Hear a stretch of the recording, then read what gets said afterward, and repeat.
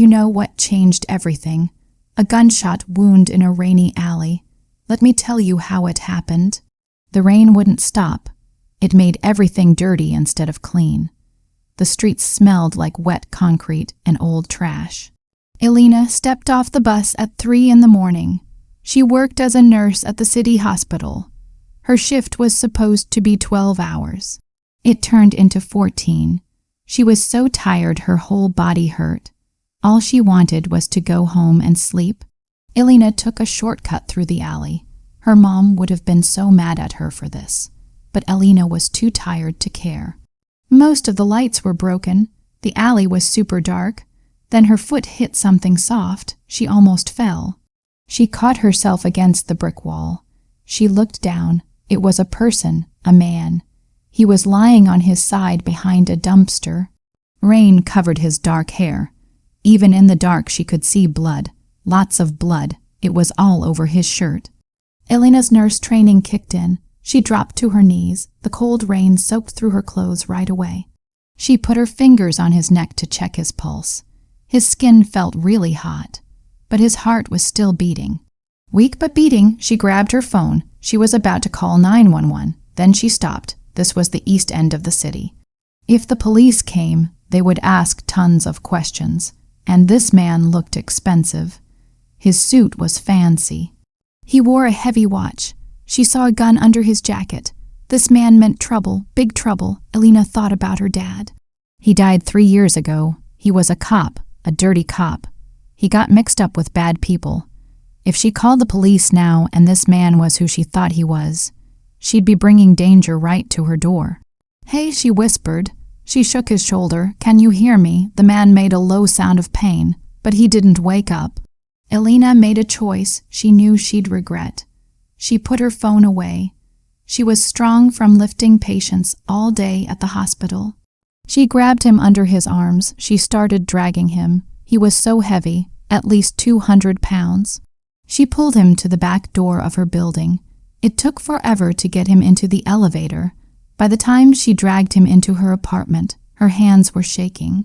She locked the door. "Okay," she said out loud. "Don't die on my floor." She went into nurse mode. She cut off his wet jacket. His shirt had to go too. She used her scissors to cut through it. His chest had lots of old scars, but she focused on the new wound. A gunshot. The bullet went straight through. Lucky for him it missed all the important organs. But he'd lost a lot of blood. Elena grabbed her first aid kit. It was way better than a normal kit because she was a nurse. She had everything she needed. She cleaned the wound.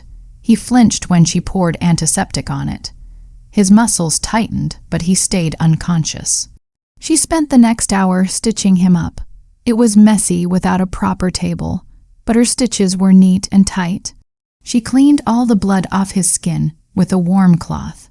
She noticed things she shouldn't have noticed. How broad his shoulders were, his strong jaw, his dark eyelashes. He looked dangerous even while sleeping. His face was hard, tense. Even unconscious, he didn't relax. When she finally finished, the sun was coming up. She covered him with a blanket, then she sat in her chair. She watched his chest go up and down. She must have fallen asleep. A sound woke her up, a click, metal clicking. Elena's eyes flew open. The man was awake. He was trying to sit up. His face was pale and covered in sweat. His hand was reaching for his gun, but his gun wasn't there. "It's not there," Elena said. Her voice was scratchy from sleep. The man froze, his head whipped toward her. His eyes were terrifying. They were dark gray, no fear in them, just cold and calculating. He looked at her, then at the room, then at the bandages on his side. "Who are you?" he asked. His voice sounded like gravel. "Rough and dry." "The person who stopped you from bleeding to death in the alley," Elena said. She stood up but stayed back. "I'm a nurse. You were shot." He tried to stand. Pain shot through him, but he forced himself up anyway. He put his hand against the wall. "Where is my phone?" he asked. "I put it with your gun," she said. She pointed to the counter. "You lost a lot of blood. You shouldn't be moving." "I need to go," he said. He took a step. He swayed like he might fall. Elena stepped forward to catch him, but he snarled at her. "Don't touch me," he said. He held up his hand to stop her. She stopped. She crossed her arms. "Fine," she said. "Fall over, rip your stitches, see if I care. I just spent 2 hours sewing you back together." He stared at her, then really looked at her, like he was checking if she was dangerous, studying her face. "Looking for lies? Why didn't you call the police?" he asked. "I don't like the police," Elena said flatly. "And you look like the kind of man who doesn't like them either." A tiny bit of surprise crossed his face. Then it was gone. That cold mask came back. "Smart girl," he said. "I'm not a girl," Elena shot back. "I'm the woman saving your life. Sit down before you pass out." To her surprise, he listened. He sank back down to the floor. He leaned against the couch. He looked exhausted. His skin was gray. "I'm Victor," he said after a long silence. "Elena, Elena," he said slowly, testing out her name. His eyes narrowed a little. "You have water." She went to the kitchen. She came back with a glass of water and 2 pain pills. "Take these," she said. He took the water but ignored the pills. "I need to stay sharp," he said. "You need to manage the pain so your body doesn't go into shock," Elena argued. He just looked at her, that cold stare. "I said no." Elena felt annoyed. She was used to difficult patients. But this was different. This man filled her home. He bled on her floor. Now he was giving her orders. "Fine," she said. "Suffer." She walked away to make coffee. She felt his eyes on her back the whole time. For the next 2 days, Elena's apartment felt like a cage. Victor refused to go to the hospital. He refused to leave until he could walk without staggering. Elena called in sick to work. She said she had the flu. She was terrified to leave him alone in her home. Not because she thought he'd steal. He clearly had enough money to buy her whole building, but because she knew if he left too soon, he'd be dead within an hour. There was something sad about him, something she didn't understand. He spent hours staring out the window, watching the street below through the blinds. He spoke very little. He never said thank you. He expected her to bring him water and food. Yet he treated her with a distant, cold respect. Elena found herself watching him when he wasn't looking. He was like a wounded lion, deadly, quiet, pacing in the space of his injury. She didn't know about the war raging in his head. Victor sat on the floor, the hard wood pressed against his back. He let his mind drift to the night of the shooting. It played over and over in his head, the warehouse on the docks, the smell of salt and rust. It was supposed to be a meeting. A peace talk with the Marino family. Victor walked in with 3 men. He walked out with none. It wasn't the Marinos who fired first. It was his own side, a betrayal. He remembered the flash from the gun above him, the burning pain as the bullet tore through his side. The realization hit him harder than the bullet. Someone close to him wanted him dead. He scrambled into the night. Bleeding, his vision blurring, he drove until the car died. Then he walked. He didn't choose this alley randomly. He remembered a name from a file years ago. Carter. A corrupt cop who worked for Victor's father. Carter was dead. But he had a daughter, a nurse. He hadn't expected her to find him. He expected to die behind that dumpster. But fate had other plans. Now watching Elena move around her small kitchen, Victor felt something tighten in his chest. It had nothing to do with his wound. She was stubborn. She argued with him. She didn't cower. Most people shook when Victor went quiet. But Elena just rolled her eyes and told him to eat his soup. It was annoying. It was refreshing. "You need to change the bandage," Elena said. She broke him out of his thoughts. She stood over him with fresh gauze and antiseptic. "I can do it myself," Victor said. "Stop being a child," she said. She dropped to her knees beside him. "Lift your shirt." He glared at her, but he did it. He pulled up the gray shirt she'd given him. It was too big. It belonged to her ex. Elena's hands were cool and steady. She peeled back the tape. She exposed the angry red line of stitches. Victor watched her face. She was focused. Her eyebrows pulled together. She wasn't beautiful like the women at the clubs, all makeup and polish. She was real. Her hair was in a messy bun. Pieces fell around her face. She smelled like vanilla soap and rubbing alcohol. "It's healing well," she said quietly. Her fingers brushed his skin as she cleaned the area. The touch sent electricity through him. He saw her pause. Her hand stayed on his side for just a second longer. Then she pulled back. Alina looked up. They were inches apart. For the first time, the air between them didn't feel threatening. It felt heavy with something else. Heat, a pull that scared her. She looked into his gray eyes. She saw darkness there. Violence he kept locked up tight. But she didn't look away. "You're staring," he said. His voice was low, barely a whisper. "I'm checking the patient," Alina lied. Her heart pounded against her ribs. "You should be scared of me," Victor said softly. It wasn't a threat. It was a warning, a fact. "Do you know what I do? Do you know why I have these scars?" Alina didn't flinch. She held his gaze, her chin lifted a little. "I know you bleed like everyone else," she said. "I know you were alone in an alley. And I know you haven't hurt me yet." Victor searched her face for fear, but he only found stubborn strength that matched his own. "Yet," he repeated. "Hold still," she said softly. She applied fresh gauze. Her hands moved around his waist to secure the bandage. It was intimate, necessary but charged. Her cheek brushed his bare shoulder as she reached around him. His skin was warm, solid. Alina pulled back. She taped the gauze down. She sat back on her heels. She needed space between them. The apartment suddenly felt too small. The rain hit the window hard, sealing them in. "I'm going to make tea," she said quickly. She stood up too fast. She felt flushed. Victor watched her go. He didn't say anything, but the corner of his mouth twitched up. A faint, almost invisible smile. Later that night, the storm got worse. Thunder shook the windows. Alina sat on the couch with a book she wasn't reading. Victor was doing push-ups on the floor. "You're going to rip your stitches," Alina said. She looked over her book. "I need to test my mobility," he said. He didn't stop. 28, 29. He was shirtless. Alina tried to keep her eyes on the page. But they betrayed her. They drifted to his back, the muscles there, how his arms flexed with each movement. Sweat on his skin. The scar tissue on his back told a violent story. Knife marks, old bullet wounds. Burns, a map of pain. Yet he moved smoothly, like a predator. He was terrifying and undeniably attractive. He stopped at the top of a push-up, his head turned toward her, enjoying the view. Victor asked. His voice was dry. "Amused? I was looking at your stitches." Alina shot back. Her cheeks turned bright red, checking for bleeding.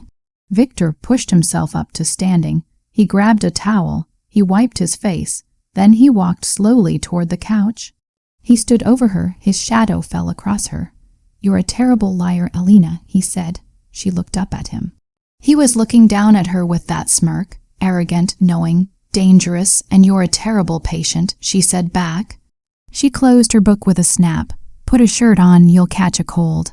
"I don't get cold," he said, but he picked up the shirt. He didn't put it on right away. He just held it, watching her. "Why did you help me, really?" Alina sighed.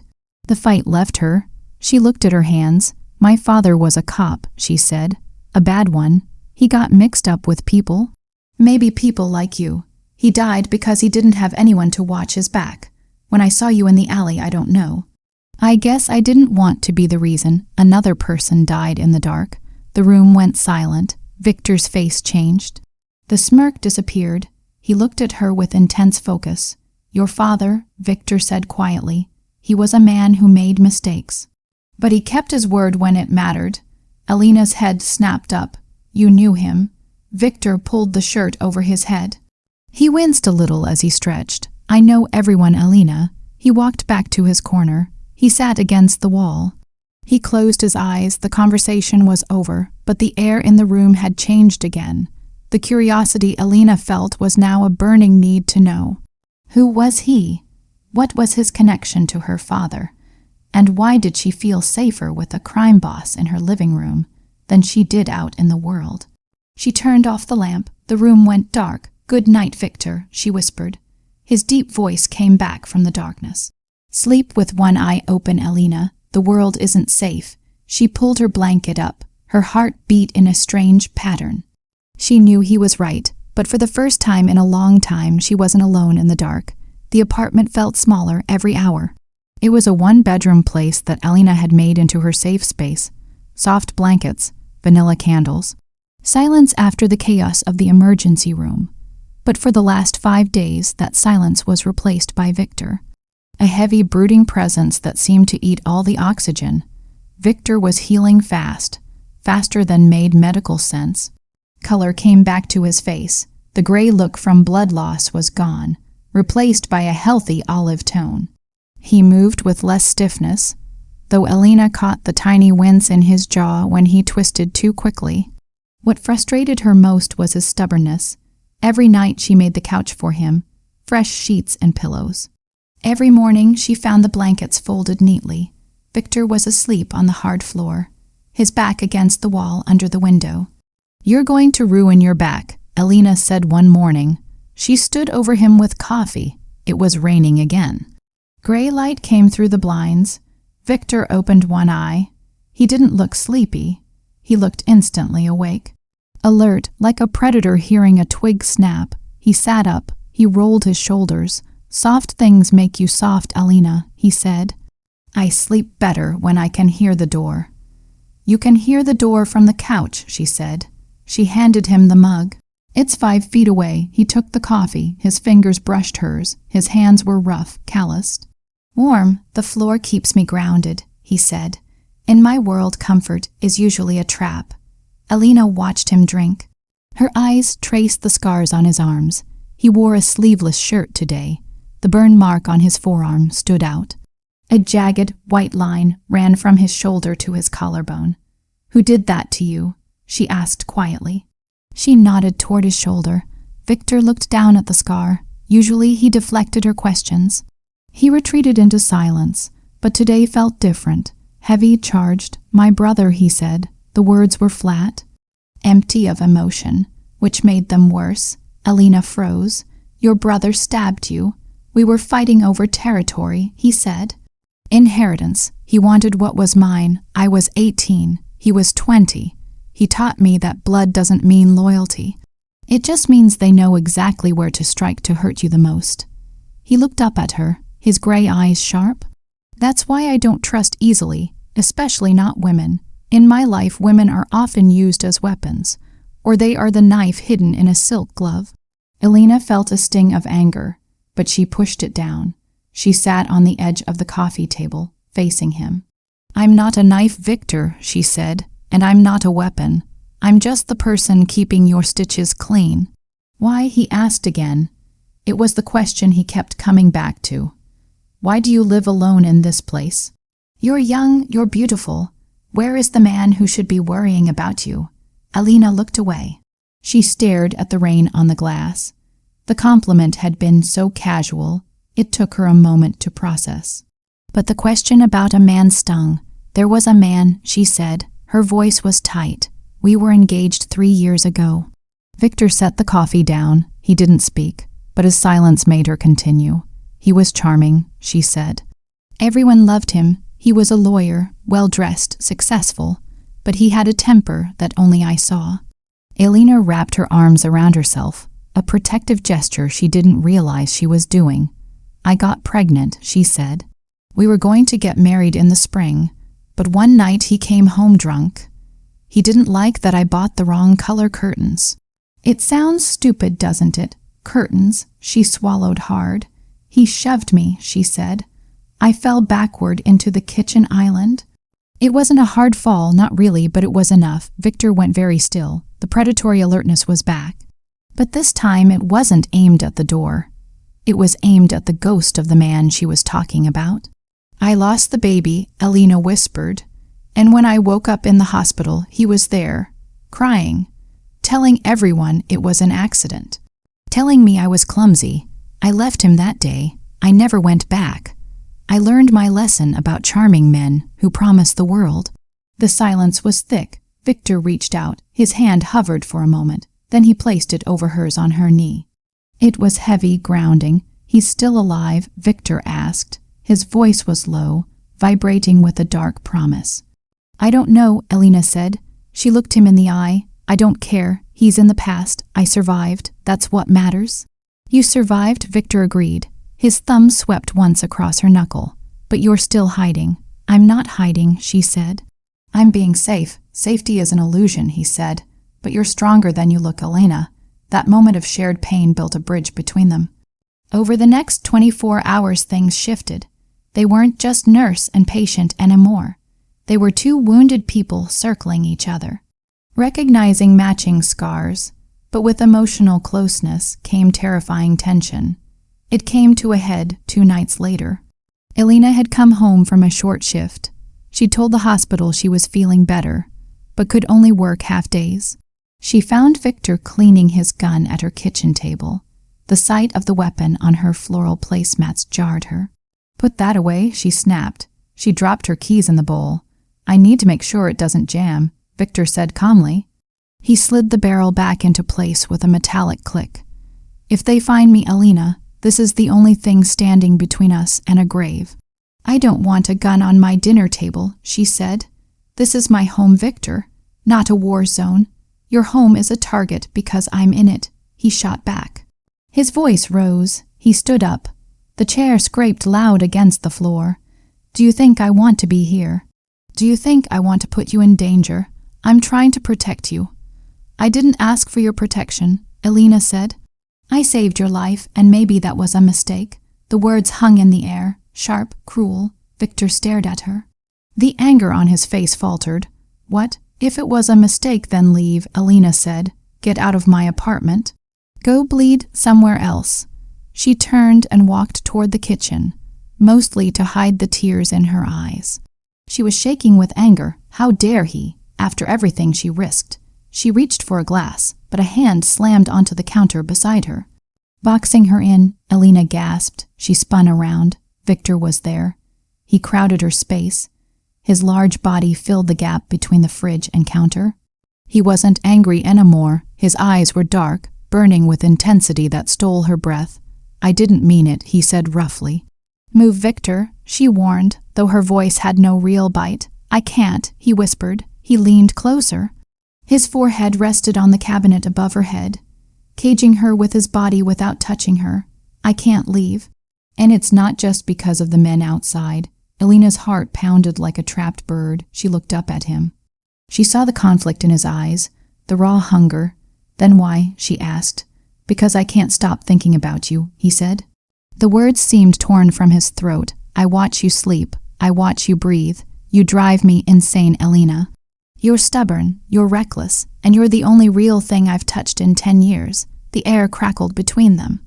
Elena felt a pull deep in her stomach, a force that made her knees weak. She should push him away. She should tell him to back off. But the memory of his hand on hers, the shared pain, the way he looked at her like she was the only light in a dark room. It overwhelmed her. She didn't push him. Instead, her hand moved on its own. She reached up. She touched the rough stubble on his jaw. Victor shuddered at the contact. He turned his face into her palm. He inhaled sharply. Elena, he groaned. Tell me to stop. No, she breathed. She rose up on her tiptoes. She kissed him. It wasn't gentle. It was a collision. Victor made a low sound. He slammed his body against hers, pinning her to the fridge. His hands were everywhere, tangling in her hair, gripping her waist, pulling her tight against him. He kissed her with desperation. It frightened and thrilled her. He tasted like coffee and danger. Elena wrapped her arms around his neck. She pulled him closer. She needed to feel the weight of him. All the fear, the anger, the lonely nights. It all poured into this moment. He lifted her easily. She wrapped her legs around his waist. He carried her out of the kitchen, never breaking the kiss, moving blindly down the hall toward the bedroom. He laid her on the bed he'd refused to sleep in for a week. He hovered over her. He braced his weight on his arms. He stared down at her with reverence. Are you sure? He asked. His voice was rough. If we do this, Elena, there's no going back. I don't let go of things that are mine. I'm sure, she whispered. He lowered himself onto her. The night became shadows and heat. It was slow, agonizingly slow. Victor touched her like she was made of glass, worshipping every inch of her skin, saying things in Italian she didn't understand but felt in her bones. Beneath the tenderness was possession. When she said his name, he growled.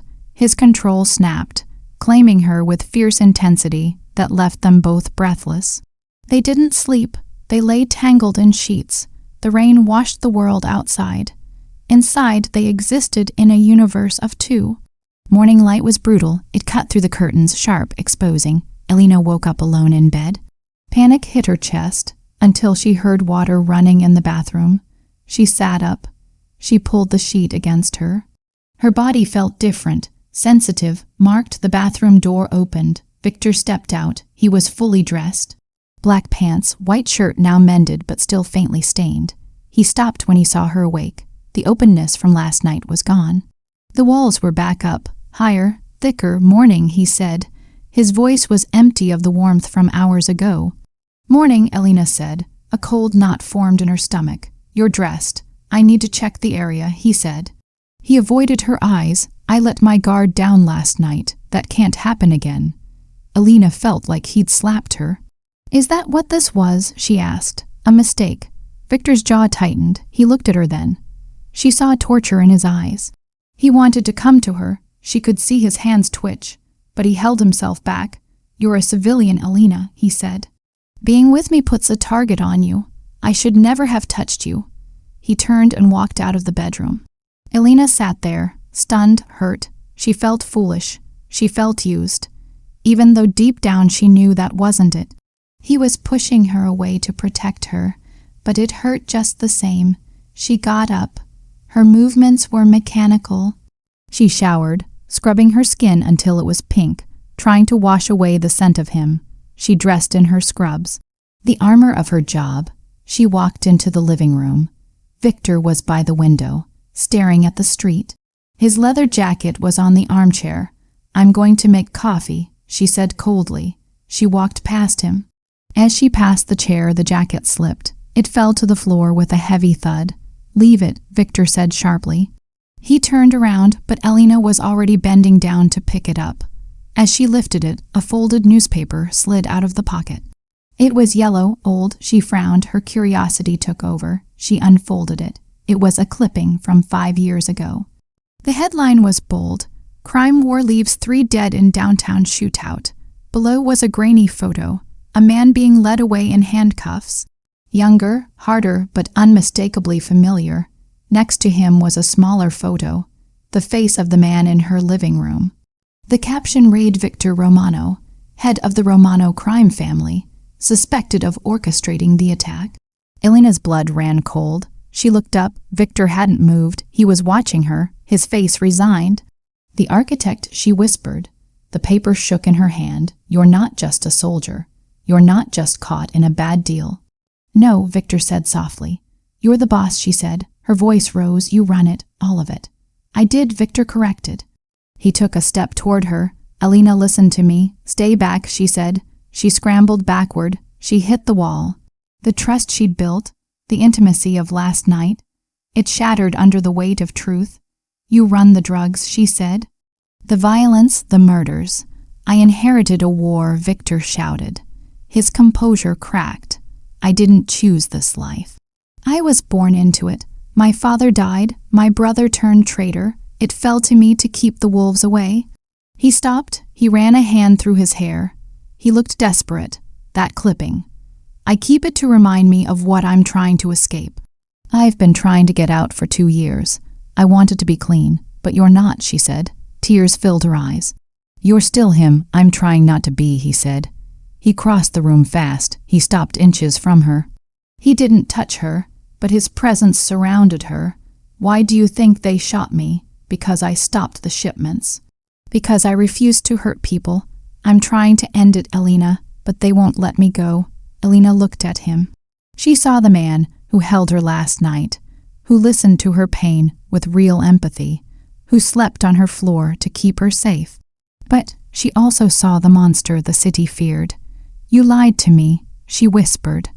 I left out the truth, he said, because I knew if you knew who I was you'd never let me in, and I needed to be let in. He reached out. He took her hand. She flinched, but she didn't pull away. I'm a bad man, Elena, he said. His thumb rubbed her wrist. I've done terrible things, but what I felt last night, what I feel for you, That's the only pure thing I've ever known. Elena stared at him. Her heart fought her head. She should run. She should call the police right now. He was the king of the underworld in her cheap apartment. But as she looked into his gray eyes, she didn't see a killer. She saw a man drowning, begging her for help. "I'm angry with you," she said. Her voice shook. "I know," he said. "And I'm scared." "Good," he said. "You should be." But she took a deep breath. She tightened her fingers around his. "I don't want you to leave." Victor let out a breath, like he'd been holding it for days. He pulled her hand to his lips. He pressed a kiss to her knuckles. It was submission, devotion. "I won't leave," he said. "Not until you're safe." "Not until I finish this." Elena nodded, but cold dread settled in her stomach. She knew now there was no going back. She wasn't just helping a wounded man anymore. She was involved with the enemy, and the war he was trying to escape was about to crash through her door. The knock wasn't a request, it was a demand. Elena froze in the kitchen, a dish rag in her hand. Her heart jumped into her throat. It was 3 in the morning. Nobody knocked at 3 unless it was bad news. She looked toward the living room. Victor was already standing. He'd moved with that silent, terrifying speed. He pressed himself against the wall by the door.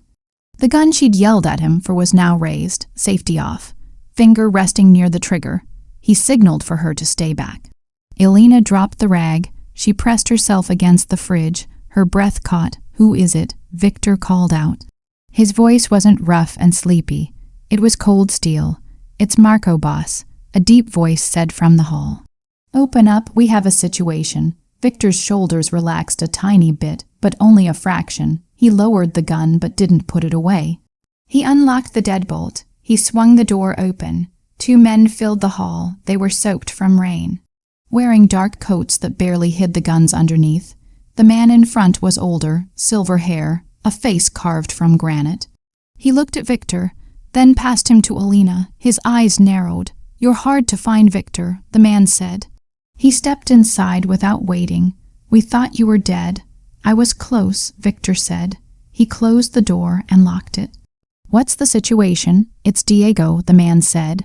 He accepted a glass of water Elena poured but didn't ask for. Taking it from the counter, he made his move. "He thinks you're bleeding out somewhere. He's aligned with the Petrov family. They're carving up territory as we speak." Victor's face went hard. Elena watched the change happen in real time. The man who held her hand last night disappeared. In his place stood the architect. His eyes went dead. "Calculating war." "My cousin is a fool," Victor said quietly. "He doesn't have the strength for the Petrovs." "He has ambition," the man countered. "We need you back, boss. We need to show the city you're alive before sunrise.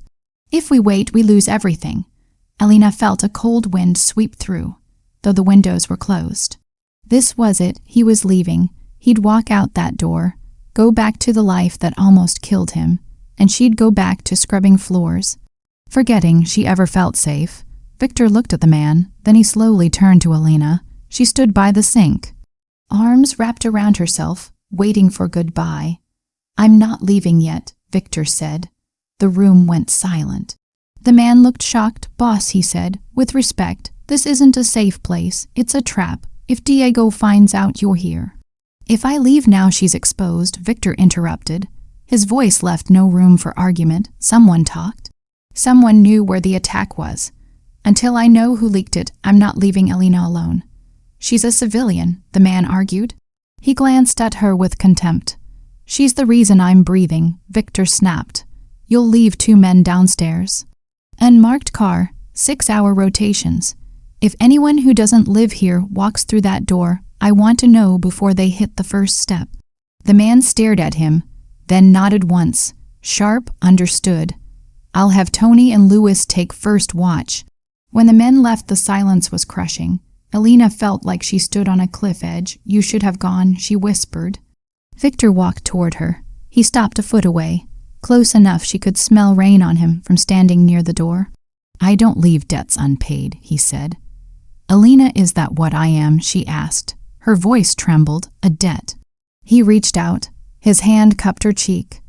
His thumb brushed away a tear she didn't know had fallen. No, he said. You're the only thing I have that isn't covered in blood. The next 2 days were tense. Victor ran her apartment like a command center.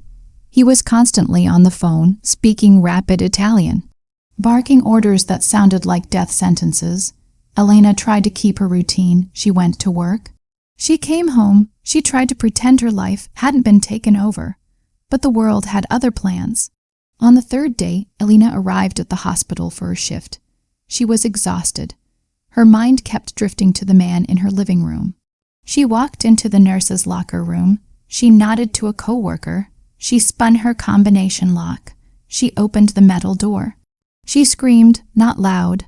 She clamped her hand over her mouth instantly, but the sound choked in her throat. Inside her locker, on top of her clean scrubs, was a dead rat. Its neck was snapped. A small red ribbon was tied around its tail. Elena slammed the locker shut. She backed away. Her hands shook so bad she could barely get her phone.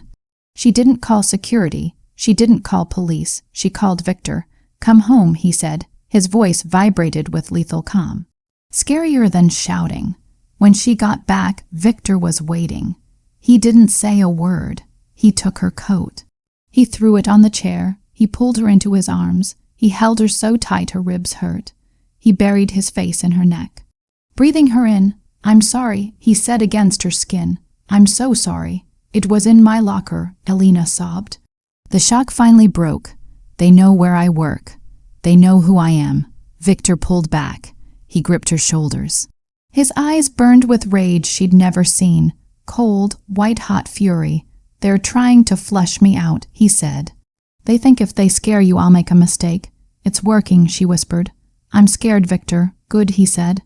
The word made her flinch. Fear keeps you alive, but panic gets you killed. "I'm going to teach you the difference." He took her hand. He dragged her to the center of the living room. He kicked the coffee table out of the way. It skidded across the rug. "Stand here," he ordered. "Victor, I don't." She obeyed. She stood in the middle of the room. Victor moved behind her. She felt his heat. "They won't come with a warning next time," he said. His voice was low. Right in her ear, "They'll come to take you, and if I'm not there you need to know what to do." He kicked her feet apart. "Widen your stance. You're too easy to knock over." Elena did what he asked. Tears of frustration pricked her eyes. "I'm a nurse, Victor. I help people. I don't hurt them.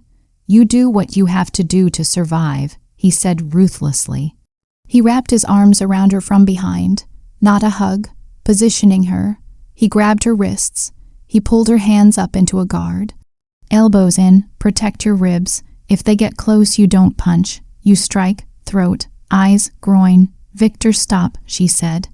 Her body trembled. "No," he said. He tightened his grip. He pulled her back against his chest. He was hard as stone. A wall of muscle and aggression. "Feel my weight, lean into it. Use your center of gravity." He was teaching her to fight. But the closeness was doing something else. The fear in Elena's blood began to change. It turned into something hot. Heavy, his breath was on her neck. His hands were strong on her wrists. The violence of the world was bleeding into the room, turning into raw, desperate energy between them. "Victor," she breathed. Her voice changed. He froze. He sensed the shift. His grip loosened. His hands slid down to her waist, pulling her hips back against him. The lesson was over. Reality took over. He turned her around slowly. His eyes were dark, pupils wide, swallowing the gray. He looked at her like he wanted to consume her, hide her inside himself where nobody could touch her. "You're mine," he whispered. It sounded like a threat. "They think they can touch you. I'll burn this city before I let them put a hand on you." Elena looked up at him. She saw the man beneath the monster. He was terrified of losing her. That fear made him dangerous. But it also made him human. "Then show me," she said, her voice barely audible. "Show me I'm yours." Victor let out a low sound. "Surrender," he swept her up, not struggling like the first night, but with easy power. He carried her to the bedroom. He kicked the door shut. He laid her on the bed. He stood over her for a moment, unbuttoning his shirt with shaking hands. He threw it aside. The scars she'd tended to were there. the map of his pain. He looked like a fallen angel. Beautiful and broken, he climbed over her. He settled between her legs. His weight was heavy, grounding. He braced himself on his hands. He framed her face. He stared down with intensity that shook her soul. "You might not walk after this," he warned. His voice was husky, a promise of total consumption. "I don't care," Alina said. She reached up to pull him down. "Just don't leave me alone." He kissed her. The world dissolved. It was slow. Agonizing, he touched her with relentless focus. Exploring every inch like he was memorizing her for a lifetime of darkness. There was no rush, no tearing of clothes. It was deliberate, focused, a claim. He worshipped her body with his hands and mouth, making her feel treasured and fragile, yet pushing her to the edge of sanity. When they finally joined, it was desperation. Survival. They moved together in an ancient rhythm. Clinging to each other like the bed was a raft in a storm. Alina cried out his name. She dug her fingers into his shoulders, anchoring him to her, pulling him deeper into the bed. Deeper into her heart. For hours the threats outside didn't exist. There was only sweat, skin, the sound of their breathing in the dark. The sun came too early. Alina woke to coffee smell. She rolled over. Her body ached in ways that were exhausting and thrilling. She found Victor sitting on the bed edge, fully dressed in a suit she hadn't seen. He was putting on his watch. The expensive one. He looked different. The vulnerability from last night was gone, replaced by armor of authority. "You're leaving," she said. She sat up. She pulled the sheet around her. "We're leaving," Victor corrected. He didn't look at her. He couldn't. If he looked, he wouldn't be able to do what came next. Pack a bag. "Essentials only. We leave in 10 minutes. "Victor, I can't just leave," she said. "My job." "Your job is gone, Alina," he said. He spun around, his eyes blazed. "Do you think you can go back after the rat, after the threat? You're a target. The only way you survive is if you're with me." "I'm scared," she said. Her voice was small. He softened. Just for a second. He walked back to the bed. He leaned down, his hands on the mattress on either side of her. "I know," he said, "but you have to trust me now, completely. No more secrets, no more fighting me. You enter my world or you die in yours." Those are the choices. Alina looked at him. She realized he was right. She'd crossed a line the moment she dragged him in. She nodded slowly. An hour later, she sat in the back of a black armored SUV. Victor sat next to her. He typed on a secure phone. They drove to a penthouse in the city center, a fortress of glass and steel overlooking the skyline. It was breathtakingly cold. White marble floors, modern art that looked like spilled ink, security guards at every elevator. This was his world. She met Marco properly in the entrance. The older man looked at her with suspicion and respect. "Miss," he nodded stiffly. "The boss ordered full security for you." "Thank you," Alina said. She tried to keep her voice steady. Alina walked through the penthouse. She felt like an intruder in a museum. She saw how Victor's men looked at him.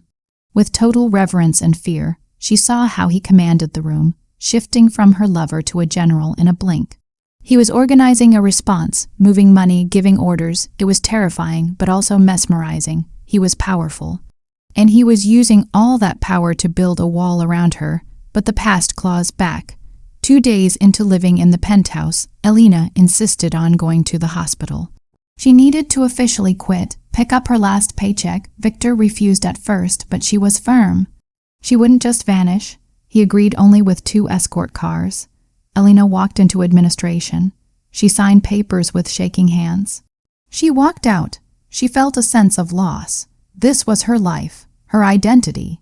She was signing it away for a man who carried guns to dinner. As she walked toward the exit, a hand grabbed her arm. Painful, possessive, Alina. She spun around. It was Marcus.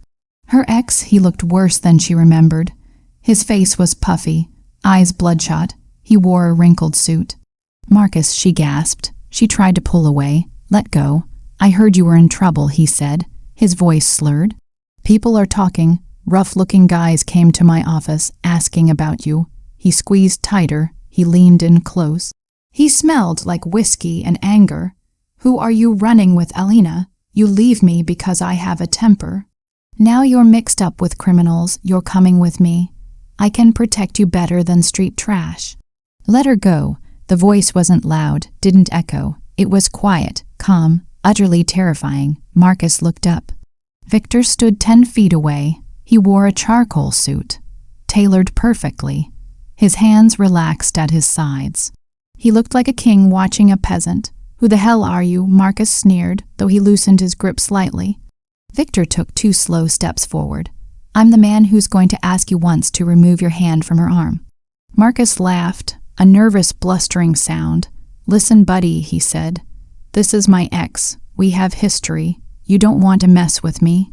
I'm a lawyer. Victor didn't blink. He didn't look at Marcus's face. He looked at Marcus's hand on Alina's arm. A lawyer, Victor repeated, like tasting the word. Then you should know the consequences of touching things that don't belong to you.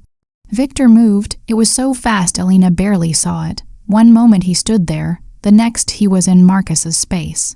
He grabbed Marcus's wrist. He twisted with precise, agonizing pressure. Marcus dropped to his knees.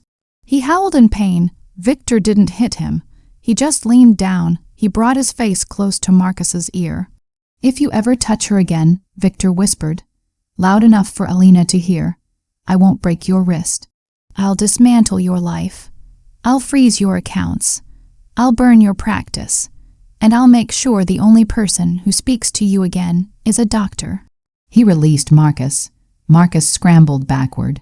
He clutched his wrist. His face was pale with terror. Get out of here, Victor said softly. Marcus didn't wait. He scrambled to his feet. He ran to his car. Didn't look back. Alina stood frozen. Her heart pounded. She looked at Victor. He adjusted his cufflinks. His face returned to that blank mask. Are you okay? He asked. He turned to her. Alina looked at the spot where Marcus had been. She looked at Victor. He was a monster, she whispered. But you? I'm a bigger monster, Victor finished. He held out his hand. I told you, Alina. I build walls. Come. We're not safe here. Alina looked at his hand. It was the hand that healed. The hand that held her tenderly last night. And the hand that brought a grown man to his knees. The 2 worlds she'd run from. The abuse of her past and the violence of the streets. They just collided in front of her. And she stood in the wreckage, holding the hand of the devil who loved her. She took his hand. The parking lot confrontation was the breaking point. Seeing the violence inside Victor, how he brought a man to his knees with a whisper and a twist, it terrified Alina. Not because she feared he'd turn it on her, but because she realized loving him meant accepting that violence as permanent. She needed air, she needed distance, to separate the man from the myth, the lover from the monster.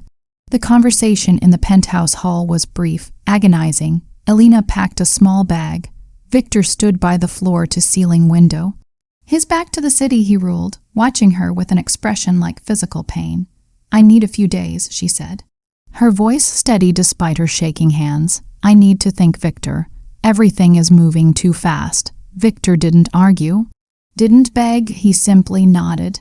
A sharp, jerky movement that betrayed his calm. Take the car, he said. Take the driver. I won't have you out there unprotected. I'm going to my friend Amy's cabin, Alina said. It's 3 hours north. No cell service, just quiet. Go, he said softly. He didn't step forward to kiss her. He stayed rooted, as if he knew touching her now would break his resolve to let her leave. Call me when you're ready to come back. If you're ready, Alina walked out the door. She didn't look back. If she had, she would have seen the most powerful crime lord in the city slump against the glass. Defeated not by a bullet, but by the silence she left behind. The cabin was buried in pines, a relic of simpler times. For 2 days, Alina tried to find peace. She walked trails, chopped wood until her shoulders burned, stared into the fire, but the silence she craved felt hollow. The wind in trees sounded like whispers. Shadows looked like threats. Every time she closed her eyes, she saw Victor. She saw the scars on his back, felt the phantom weight of his hand on her hip. She realized running away hadn't cleared her head. It only made the ache in her chest worse. On the afternoon of the third day, she drove to the nearest town to get groceries and a signal. Her phone flooded with notifications. One voicemail stood out from her neighbor, Mrs. Chen. "Elena, honey," the message said, "you need to come home. The police were here, but they left your door. Oh God, Elena, they tore it off the hinges. The whole place is destroyed." Elena's blood ran cold. She dialed Amy immediately. "Elena," Amy's voice was frantic. "Where are you?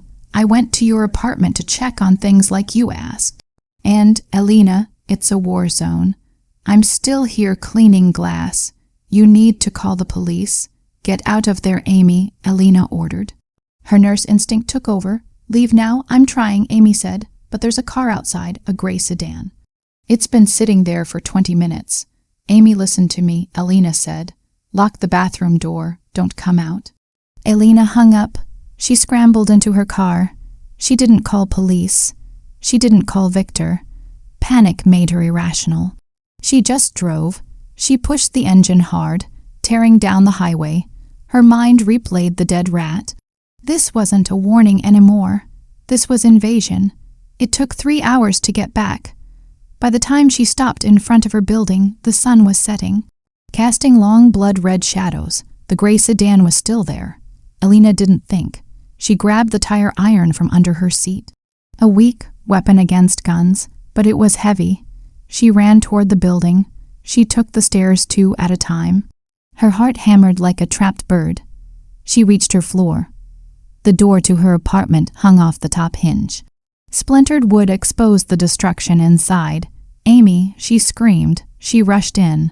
The apartment was destroyed.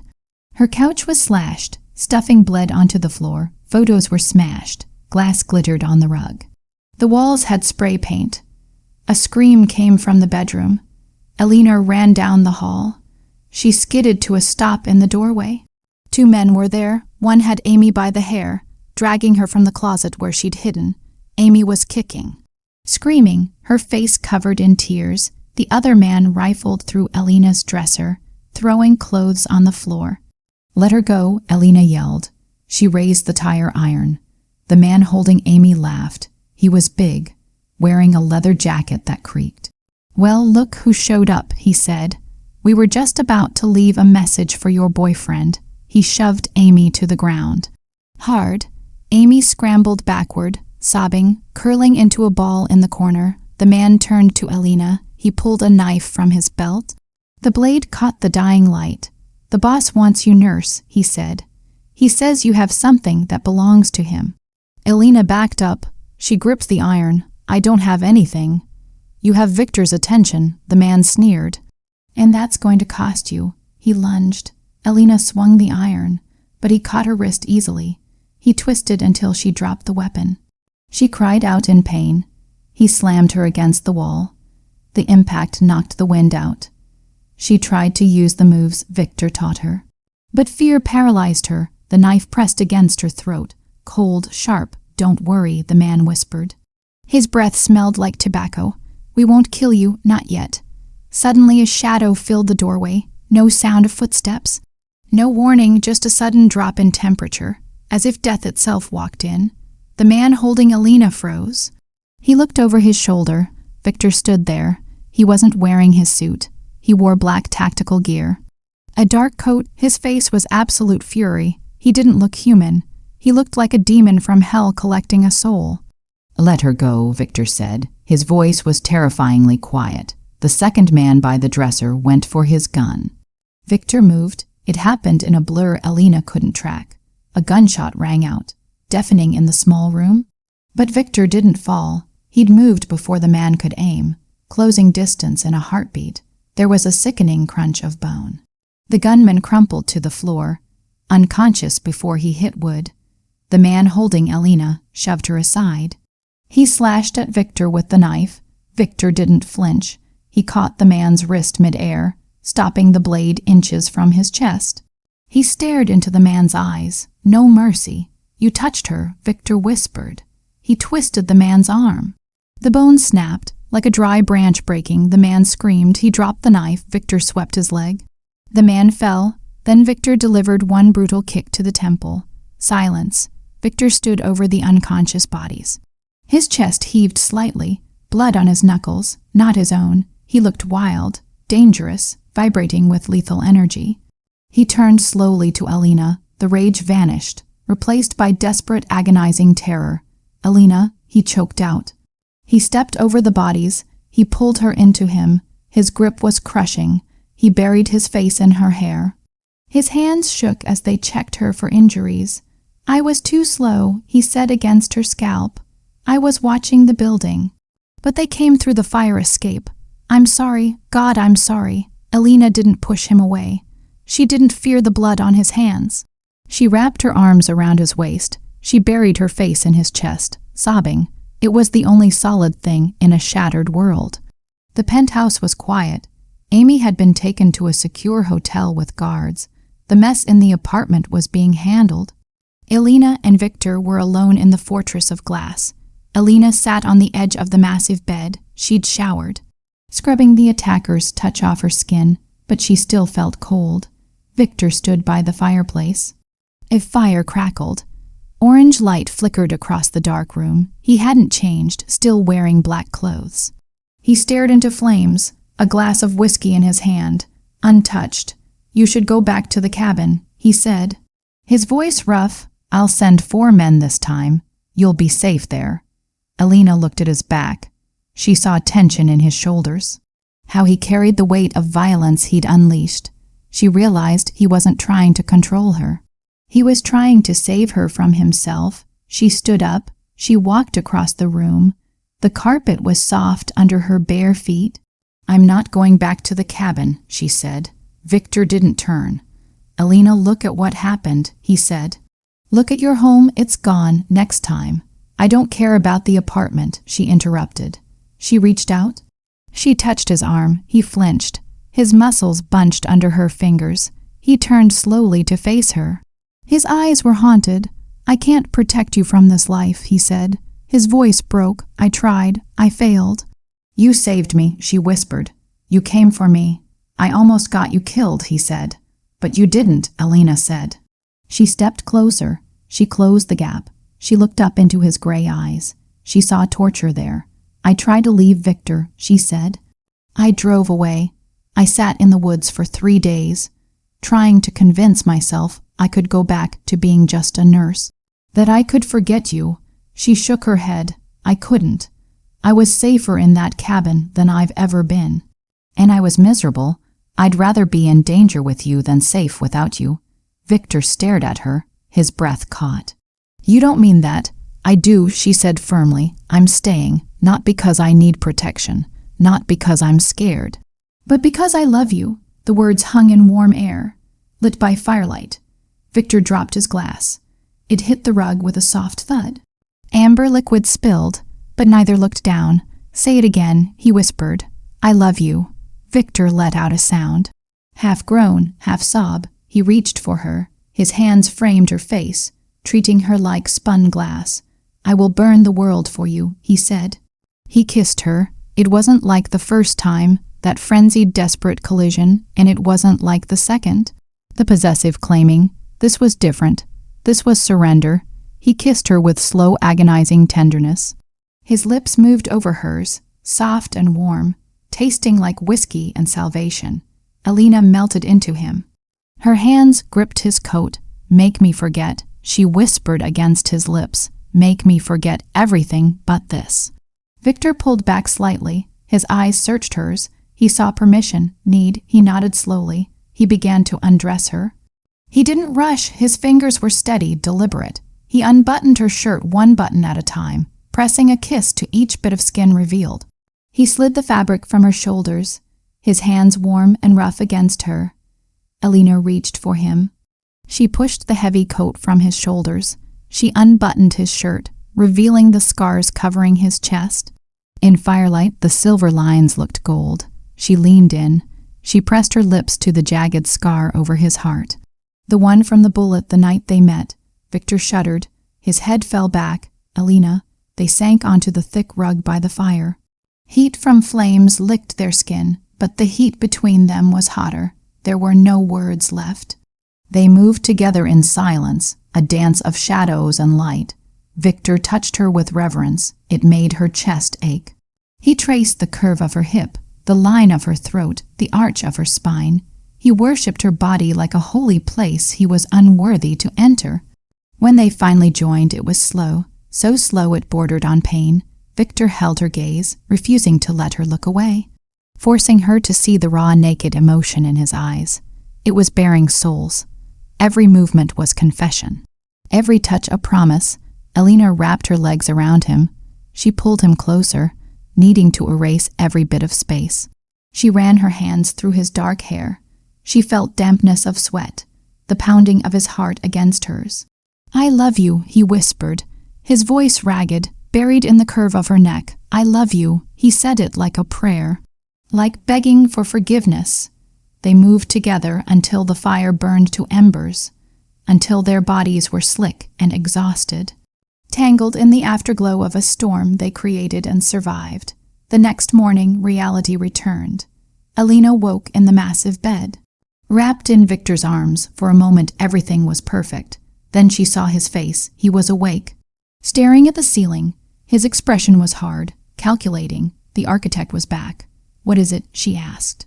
She propped herself up on one elbow, pulling the sheet with her. Victor looked at her. His face softened. But worry didn't leave his eyes. "The Petrovs called for a meeting tonight," he said. Elena felt a cold stone in her stomach. "A meeting? You mean a trap?" "It is a trap," Victor said simply. "They think I'm weak. They think I'm distracted. They want to draw me out, execute me, take the territories. Then don't go," Elena said. She grabbed his hand. "Victor, we can leave. We can go anywhere. You have money. We can disappear." "I can't disappear, Elena," he said. "If I run, they'll hunt us. They'll never stop. They'll find us in a year, or 5, or 10, and one day they'll hurt you to get to me." He sat up. He swung his legs over the bed. His back was a wall of muscle and resolve. "The only way out is through. I have to end this tonight." "But you said it's a trap." "It is," he said. Elena watched him stand. He walked to the closet. He began to dress, not in a suit, but in dark, functional clothes. He strapped a holster to his chest. He slid a knife into his boot. He was arming himself for war. She knew she couldn't stop him. She knew this was who he was, but fear was choking her. She stood up. She walked to her jewelry box on the dresser. She opened it. She took out the only valuable thing she had left, an old watch, leather strap, scratched face. It had been her father's. She walked over to Victor. He was checking his gun magazine. He stopped when she approached. "Elena," he started. "I promise I'll come back." "Don't promise," she said quietly. She took his hand. She pressed the watch into his palm. "Take this." Victor looked down at it. "Your father's. He wore it every day," she said, her voice thick with emotion. "It stopped working the day he died. I've kept it for luck. I want you to have it." Victor stared at the watch. His thumb traced the cracked glass. He looked up at her. His eyes shined with unshed tears. He didn't say anything. He didn't have to. He strapped the broken watch onto his wrist, right next to his expensive one. "It looks good on you," she whispered. Victor holstered his gun. He reached out. He pulled her into him. He held her tight. He kissed her forehead. Her nose, finally her lips. It wasn't passionate. It wasn't hungry. It was heavy. It tasted of finality. The kind of kiss a soldier gives before war. "Wait for me," he whispered against her mouth. "Always," she said. He pulled away. He looked at her one last time, memorizing her face, then turned and walked out the door. Elena stood in the silent room. She clutched her arms. She listened to his footsteps fade. She walked to the window. She watched the black SUV pull out. It disappeared into the rain-slicked streets. She pressed her hand against cold glass. "Come back," she whispered to empty air. But deep down she knew. The man who came back, if he came back at all, wouldn't be the same. The war was about to begin. The abandoned train yard was a graveyard, iron and rust, on the far edge of the city where lights didn't reach. Fog rolled off the nearby river, thick, smelling of brine, curling around decommissioned trains. It was the kind of place men went to die or to kill. Victor stood in the center of the clearing. Gravel crunched under his boots. The rain had stopped. The air was heavy and cold. He was alone, exposed, a solitary figure in black standing among metal husks. On his wrist, the cheap leather watch chafed against his skin, a grounding weight against the cold metal of his platinum one. He checked the time, midnight, headlights cut through fog. 3 SUV rolled into the yard, tires hissing on whetstones. They spread out, blocking the only exit. Doors opened, 12 men stepped out, heavily armed, breath misting in freezing air. From the center vehicle, a young man emerged. He wore an expensive coat that looked too nice for the grime. His face twisted in a smile that didn't reach his eyes. "Diego," Victor called out, "cousin." His voice echoed off metal containers. "You look tired." "I'm busy," Victor replied calmly. His voice carried easily. "I hear you've been making friends with the Petrovs. I hear you think my seat is empty." Diego laughed. He walked forward. His men flanked him, weapons raised. "Your seat isn't empty, Victor," he said. "It's just obsolete. You've gone soft. You let a woman dictate your moves. You stop shipments. You're bad for business." "And you?" Victor asked. His eyes scanned the area, counting shadows. "You're good for business, selling territory to outsiders, betraying blood." "I'm doing what needs to be done to survive," Diego shouted. His bravado cracked slightly. "The Petrovs promised us the port. They promised peace. The Petrovs promised you a crown," Victor corrected. "But they'll give you a collar," Diego sneered. He raised his hand. "Goodbye, Victor. Say hello to your father for me." Diego dropped his hand, the signal to fire, but nothing happened. Diego frowned. He looked at the gunman to his right. The man was staring up at a rusted crane tower. A red laser dot danced on his forehead. Diego spun around. All his men had red dots on their chests. Victor hadn't come alone. He'd simply come as bait. "I told you, Diego," Victor said. His voice dropped to a lethal tone. "I'm the architect. I don't walk into rooms I haven't already measured." Gunfire erupted, but not from Diego's men, from the shadows of train cars, from the tops of cranes. From the darkness behind SUV, Victor's men opened fire. It was precise, controlled, devastating. Diego's men scrambled for cover, returning fire blindly into darkness. Sparks flew as bullets ricocheted off metal, the air filled with deafening roar. Shouts of panicked men. Victor didn't run. He moved with terrifying efficiency, drawing his weapon. Advancing, he moved from cover to cover, firing with steady hands. He was a surgeon in a slaughterhouse, removing infection one bullet at a time. Within minutes, silence returned, broken only by groans of wounded. The hiss of steam from a punctured pipe. Diego was the last standing, though barely. He was on his knees in mud. His expensive coat ruined. A gun pointed at his head by Marco. Victor walked over. He looked down at his cousin.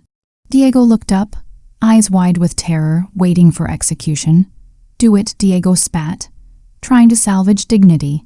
"Follow the code. Kill me." The code was clear. Betrayal by blood meant death. Marco looked at Victor, waiting for the order. Surviving men gathered around, faces hard, expecting blood price. Victor looked at Diego. He thought of violence that defined his life. He thought of Elena, the promise he made to build something real, to be something other than a monster. "No," Victor said. The word hung in air like a gunshot. Marco blinked. "Confused, boss. I said no," Victor repeated. He crouched down eye level with Diego. "Death is too easy. You want the crown. You want glory. Go find it somewhere else." "What?" Diego breathed. "You're exiled," Victor said. His voice cold. "You leave this city tonight. If you ever return, if I ever hear your name within 1,000 miles, I will kill you slowly. But for now you live, not because you deserve it, but because I'm done burying family." He stood up. He turned his back on his cousin. The silence from his men was deafening. They lowered guns. But they exchanged glances. This was weakness, a break in tradition. Victor could feel their judgment pressing against his back. Heavier than any vest. He'd spared a traitor. In their world that was unforgivable. But Victor didn't care. He'd won. It was over. He pulled his phone from his pocket to call Elena. to tell her he was coming home, that they were safe. The phone rang before he could dial. It was the captain he'd left at the penthouse. "Boss," the voice was ragged, wet.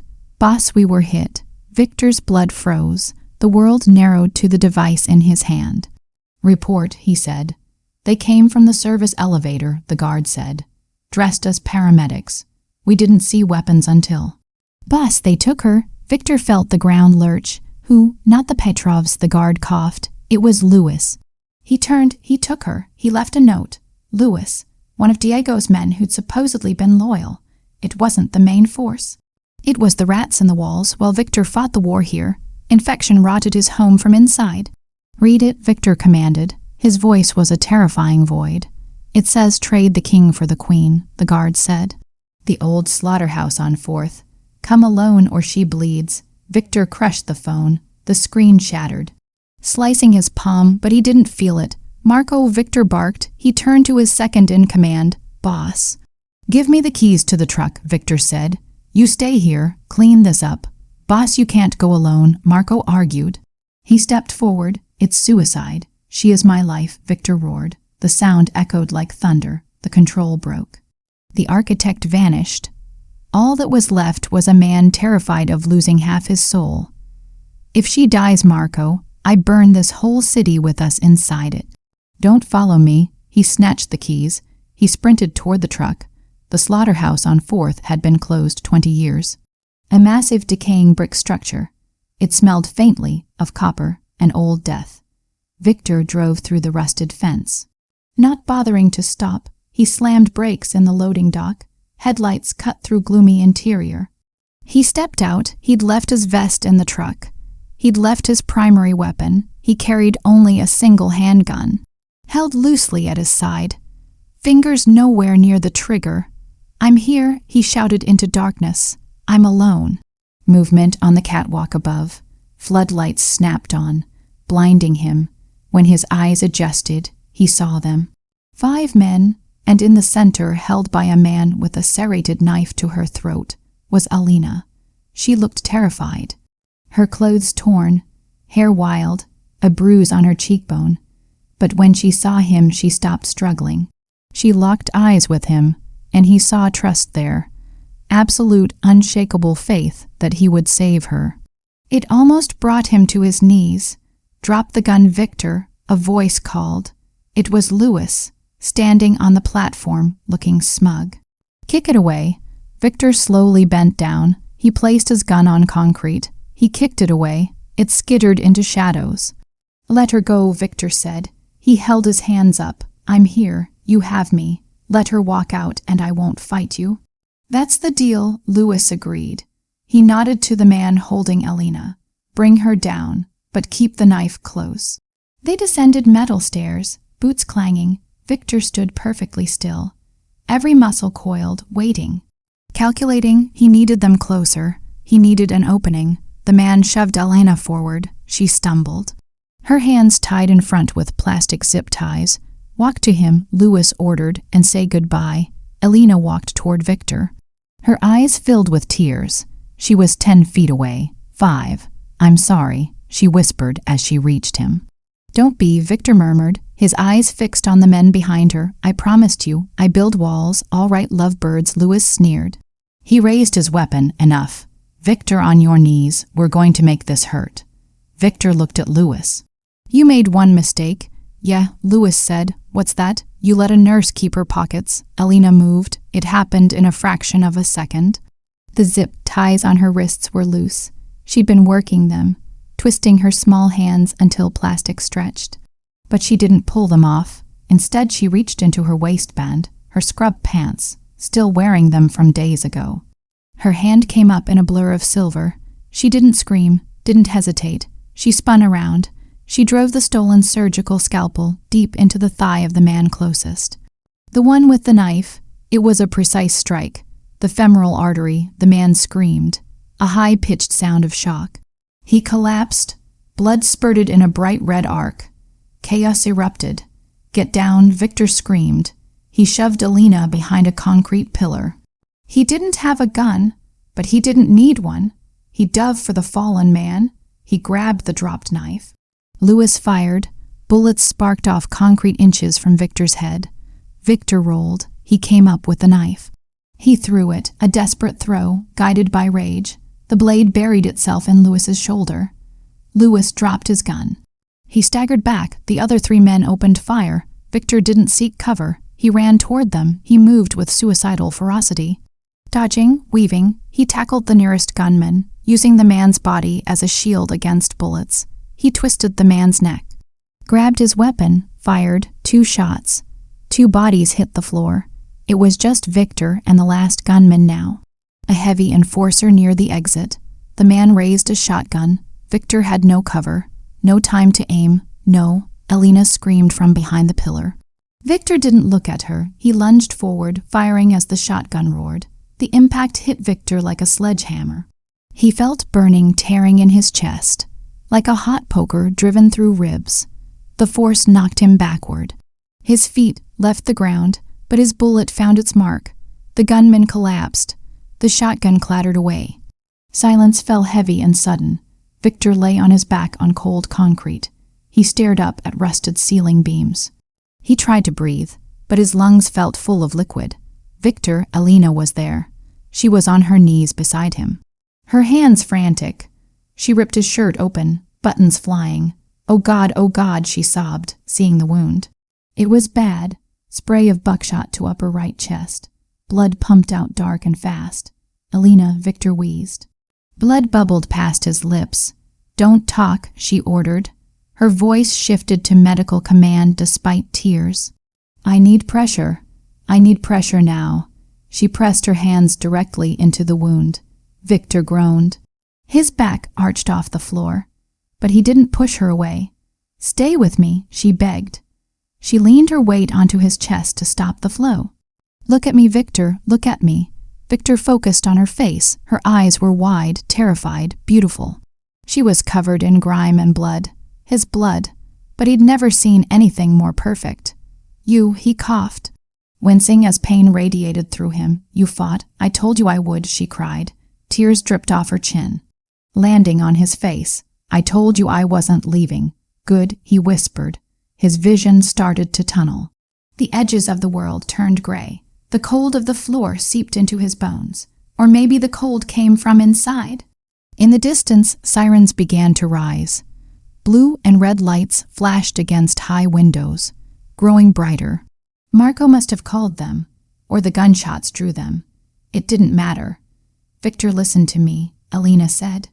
Her voice cracking, the ambulance is coming. You have to hold on. You promised you'd come back. You have my watch. You have to fix it. Victor tried to lift his hand to touch her face, but his arm felt like lead. He managed to brush his fingers against her cheek. Elena, he breathed. She leaned down. She pressed her forehead against his, their tears mixing. I'm here, she said. I'm right here, she kissed him. It wasn't passion or lust or possession. It was transfusion of spirit. She kissed him deeply, desperate to pour her life into his failing body, not knowing if it was the last time she'd feel his warmth. Victor felt darkness closing in, pain fading, replaced by strange floating numbness. He looked at the woman who found him in an alley. Saved his life, the woman who taught him he was more than violence. He smiled, a weak blood-stained curve of his lips. You ruined me, he whispered, his voice barely audible over approaching sirens. Elena pulled back, choking on a sob. What, you ruined me, he repeated. His eyes drifted shut, in the best way. His hand slid from her cheek. It hit concrete with a heavy thud. Victor, Elena shook him. Victor, he didn't answer. His chest rose with one last shallow breath. Then stopped. No, Elena screamed. The sound tore from her throat, echoing off steel walls of the empty slaughterhouse. She began CPR, her movements frantic, counting compressions, breathing for him, begging the universe not to take the only thing that mattered. The doors burst open. Police and paramedics swarmed in, shouting orders, radios crackling. Strong hands pulled her away. Let me go, she fought them. He needs me. She watched through a blur of tears. Paramedics cut away his shirt. Shouted codes she understood too well, loaded his limp body onto a stretcher. The platinum watch and her father's broken leather watch clinked together, as his arm dangled off the side. They rushed him out into the night. Alina collapsed onto blood-soaked floor, her hands stained red. The echo of his final whisper still ringing, in the best way. The first thing Victor noticed was silence. For his entire life, noise defined his existence, the roar of the city, shouts of orders, deafening crack of gunfire. Chaotic thrum of adrenaline in his veins, but now there was only rhythmic mechanical beeping, the soft hum of an air conditioner. He tried to open his eyes, but his lids felt weighted with lead. He forced them apart, fighting the blur of white light. He wasn't in a prison cell. He wasn't in a morgue. He was in a room with pale blue walls, a large window overlooking a private garden. A medical facility, private, expensive, secure. Victor tried to sit up, but sharp tearing pain in his chest slammed him back against pillows. He gasped, the sound dry and ragged in his throat. "Don't you dare." A voice came from his left. Victor turned his head. The movement sent a wave of dizziness. Alina was sitting in a chair pulled right up to the bedside rail. She looked different, thinner, face pale with dark circles under her eyes. Speaking of sleepless nights, she wore a simple, oversized sweater and jeans. Her legs curled beneath her. She held a book in her lap. But she wasn't reading. She was staring at him with relief and furious exhaustion. "Alina," he rasped. His voice sounded like broken glass. 3 weeks, she said. Her voice trembled. "You've been in a coma for 3 weeks, Victor." The doctors said. They said the blood loss was too severe. They said your heart stopped twice in the ambulance. Victor processed the information slowly. 3 weeks. He looked down at his chest. He was in a hospital gown. But he could feel heavy bandaging beneath. He remembered the slaughterhouse, the shotgun, the cold concrete. "You saved me," he whispered. Alina stood up. The book slid to the floor. She walked to the bed. She gripped the rail. Her knuckles turned white. Tears began to spill down her cheeks, hot and fast. "You idiot," she sobbed. "You stupid, reckless, arrogant man. You walked into a trap. You threw your gun away. You died, Victor." "You died in my arms. I came back," he said. He reached out with his left hand, the one not attached to an Roman 4 line. Alina took his hand. She squeezed hard enough to hurt. She leaned her forehead against the rail, her shoulders shaking. "I thought I lost you," she cried. "I thought I finally found the one person who understood me." And I watched him bleed out on a dirty floor. Victor watched her cry. He felt a strange sensation in his chest, nothing to do with the bullet wound. It was breaking, the final crumbling of the wall he'd built at 18. "Alina," he said. He tugged on her hand. "Look at me." She lifted her head, her eyes red and swollen. "The Empire," he asked quietly. "What happened?" Alina wiped her face with her sleeve. "It's gone, Victor," she said. "While you were out, the Petrovs took the ports. Diego is in exile, but his men scattered. Marco is here outside. He held on to what he could. But without you, the structure collapsed." Victor closed his eyes. He let out a long, slow breath. He waited for anger. He waited for pride to sting him, for the need for revenge to rise, but there was nothing, only profound, weightless relief. "Good," he said. Alina froze. "Good. Victor, you lost everything, the territories, the business, the influence, it's all gone." "No." Victor opened his eyes. He looked at her. He squeezed her hand. "I didn't lose everything. The only thing that mattered was in that slaughterhouse." And she walked out alive. Alina stared at him, her breath hitching. "I've never said this word," Victor said, his voice gaining strength. "In my world, it's weakness. It's a weapon against you. But you ruined me, Alina." He pulled her hand to his lips. He kissed her knuckles. "You took away my armor. I love you," he said. The words felt foreign, heavy and terrifying, but right. "I love you, Alina. The Empire can burn. I don't care. As long as I wake up and you're sitting in that chair." Alina let out a choked sob. She leaned over the rail. She pressed her lips to his forehead. "I love you too," she whispered. "I love you so much." Recovery was slow. Agonizing. Victor wasn't patient. Being confined to a bed while his body healed was torture. But Alina was there every day. His nurse, his guard, his anchor. Marco came to visit on the 4th day. The older man looked tired. stripped of authority he used to wear. "Boss," Marco said. He stood awkwardly at the foot of the bed. "We managed to secure the offshore accounts before they were frozen. The cash reserves are safe, but the streets belong to the Petrovs now." "Let them have them," Victor said. He adjusted the bed to sit straighter. "I'm retired, Marco." Marco nodded slowly. A sad smile touched his lips. "I figured. You fought hard enough. You earned rest." "Take your share," Victor ordered. "Take enough for the men who stayed loyal. Get them out of the city. Set them up with legitimate businesses." "No more guns, and you?" Marco asked. Victor looked at Alina. She stood by the window arranging flowers. "I have plans." 2 weeks later, Victor was discharged. He walked with a limp, relying on a sleek black cane Alina bought. They returned to the penthouse, but it felt like a hotel room now, no longer home, a monument to a dead man. Alina found a letter in her bag one evening while packing. "I forgot about this," she said. She sat on the bed edge. Victor was standing by the mirror, buttoning a shirt over his bandages. "What is it?" he asked. "A job offer," she said. She read the paper, from a small family clinic in the mountains, up near the Lake District. "I applied months ago. Before I met you, I forgot I even sent it." Victor turned around. He walked over. The cane clicked softly on marble. He took the letter from her hand. "Dr. Kim's family practice," Victor read. "Quiet, secluded, good air." "It's 5 hours away," Alina said. She took the letter back. "I should throw it out. I can't just leave." "You still have things to settle." "Alina," Victor said.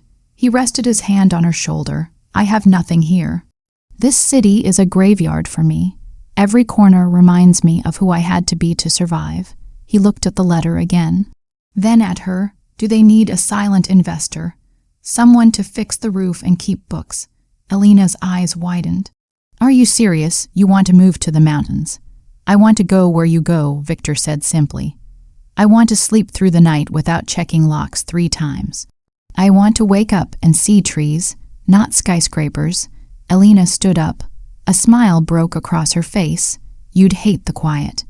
"Try me," he challenged, a spark of his old confidence returning, but tempered with warmth. The next week was a whirlwind.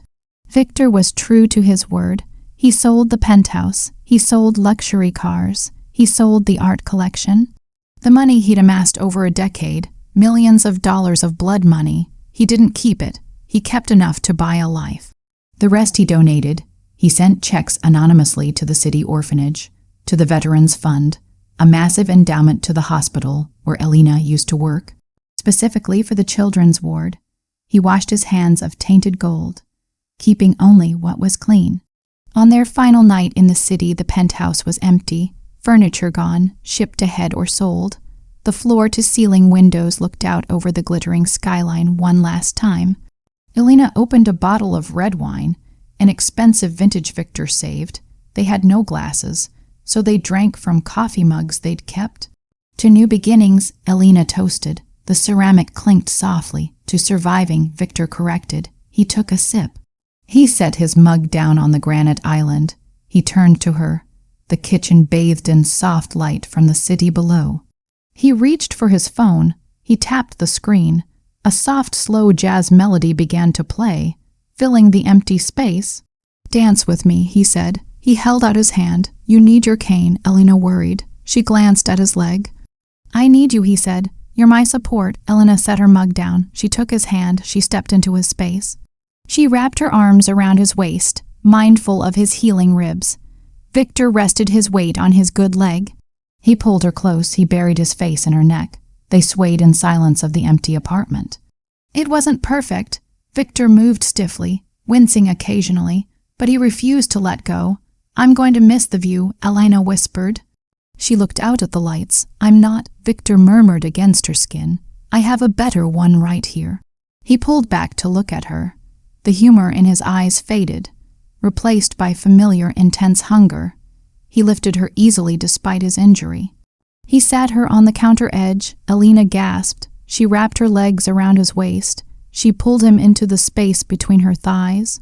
"Victor," she breathed, "your chest." "I'm fine," he said. He silenced her with a kiss. It started slowly. Gentle exploration, but the memories of the last few weeks, the fear, the hospital, the sterile smell of death. It needed to be erased. The kiss deepened, becoming hungry, demanding. Alina's hands tangled in his hair. She pulled him closer. Victor's hands roamed over her back, pressing her against him, needing to feel the reality of her life. He broke the kiss, breathing hard, his forehead resting against hers. "We made it," he whispered, the wonder evident in his voice. "We actually made it. We did," Alina smiled. She bit her lip. She leaned back. She pulled him with her. "Now shut up and kiss me again." Victor laughed, a rich, genuine sound that bounced off empty walls. It was the first time she'd heard him laugh like that. The sound of a man finally free. He obliged. He captured her lips again, losing himself in the woman who saved his soul. They stayed there for a long time, whispering promises into the dark, celebrating the end of war, the beginning of peace. The cabin sat on the edge of a lake so still it looked like a mirror. It was autumn. Trees surrounding the water were gold. Crimson, orange, the air was crisp. It smelled of pine needles and wood smoke. It was quiet, the kind of quiet that settled deep in bones. Slowed the heart. Victor walked down wooden steps of the porch.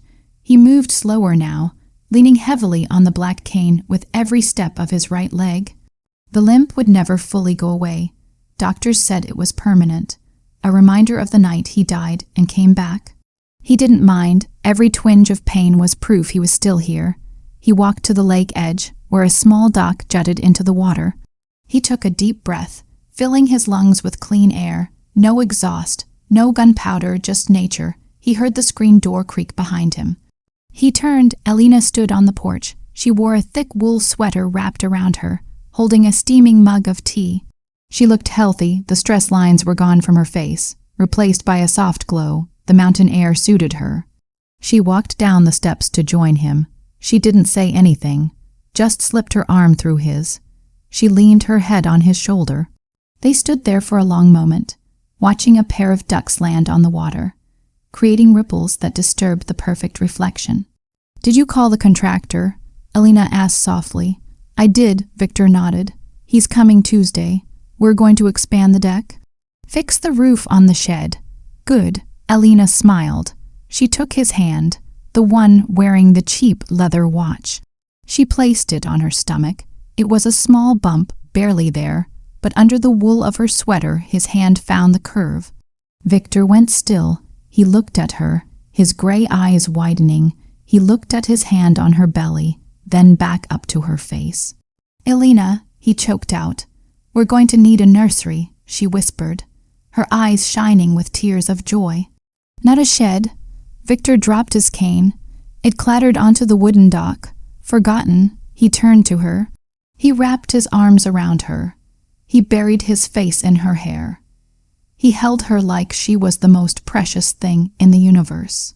Terrified he might break her, yet unable to let go, his shoulders shook. "A baby," he whispered into the wool. "My God." "A fresh start," Alina said. She pulled back to cup his face. No history, no sins, just us. Victor looked down at her stomach, then back into the eyes of the woman who walked into darkness to find him. He placed a kiss on her forehead, then on her lips, and finally he knelt down, ignoring the pain in his leg. He pressed a kiss to her stomach. He stayed there for a moment, eyes closed, listening to the wind in trees. He stood up slowly. He retrieved his cane. But he didn't lean on it.